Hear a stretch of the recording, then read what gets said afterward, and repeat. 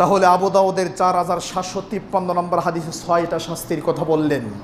প্রশ্নের উত্তর যদি দিতে না পারেন, 1, আপনাকে আগুনের পোশাক পরানো হবে, 2, আপনার বিছানাটা হবে আগুনের, 3, আপনার কবরের সাথে জাহান্নামের সম্পর্ক করে দেওয়া হবে, 4, কবরটা ছোট হয়ে যাবে, 5, এত জোরে চাপ দিবে হাড্ডি চূর্ণ বিচূর্ণ হয়ে যাবে, 6, এরপরে এমন দুজন ফেরেশতা আসবে যারা কানে শোনে না, চোখে দেখে না, কানে শোনে না, চোখে দেখে না, এত জোরে আপনাকে পিটাবে, কিয়ামত পর্যন্ত পেটাতে থাকবে। এই পিটনি আপনাকে না দিয়ে পাহাড়ে দিলে পাহাড় মাটি হয়ে যেত।